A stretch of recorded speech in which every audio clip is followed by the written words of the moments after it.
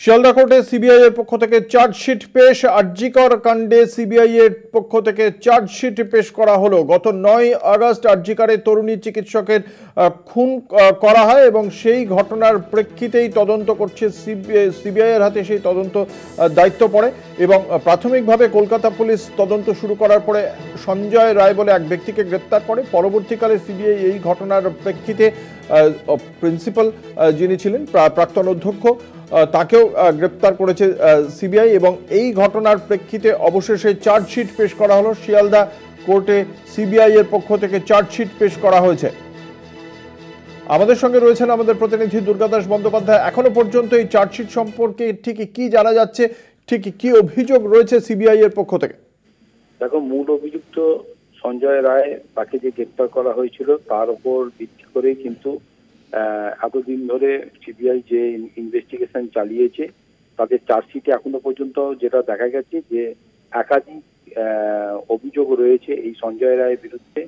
সেদিন যে ঘটনার সঙ্গে সঞ্জয় রায় সরাসরি যুক্ত ছিলেন এবং তার যুক্ত থাকার সপক্ষে যে একাধিক প্রমাণ তারা পেয়েছে, সেই প্রমাণগুলোকেই কিন্তু মহামান্য আদালতের কাছে তারা পেশ করেছে এবং তুলে ধরেছে। ফলে সব মিলিয়ে কিন্তু যে 58 দিনের মাথায় সিবিআই যে চার্জশিট আজ পেশ করেছে শিয়ালদা কোর্টে, এটা কিন্তু যথেষ্ট তাৎপর্যপূর্ণ।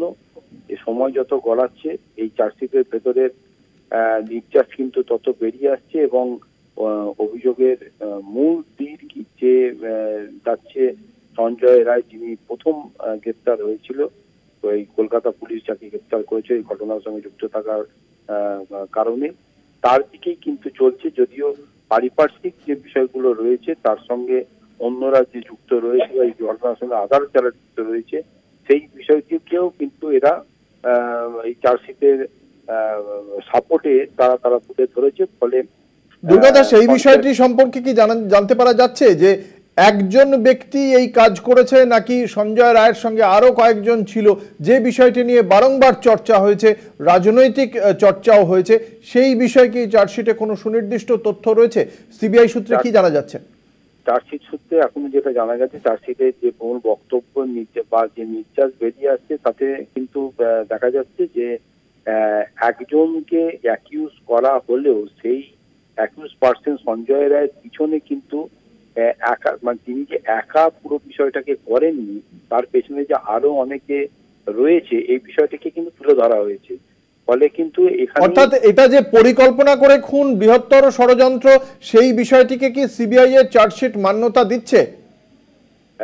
সিবিআই এর চার্জশিটে মান্যতা দিচ্ছে এটা বলাই যায়, কিন্তু সেই সিবিআই যে বিষয়গুলোকে তুলে ধরেছে মহামান্য আদালতের জজ সাহেব, সেই বিষয়টাকে চোখে দেখছেন এবং তার চিন্তা ভাবনা কি সেটা জন্য আরো কিছুটা সময় অপেক্ষা করতে হবে। তবে এটা ঠিক যে এই এত বড় ঘটনা শুধুমাত্র একজনের দ্বারা হয়নি, এটা পরিকল্পনা মাফিক হয়েছে এবং এই পরিকল্পনার পেছনে যে এক বা একাধিক ব্যক্তি জড়িত রয়েছে সেই বিষয়টা কিন্তু চার্জশিটের মধ্যে দিয়েই তার রিফ্লেকশন বেরিয়ে আসছে।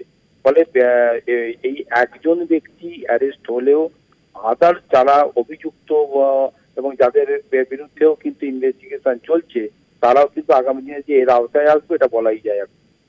ধন্যবাদ। আমাদের সঙ্গে ছিলেন আমাদের প্রতিনিধি দুর্গাদাস বন্দ্যোপাধ্যায়।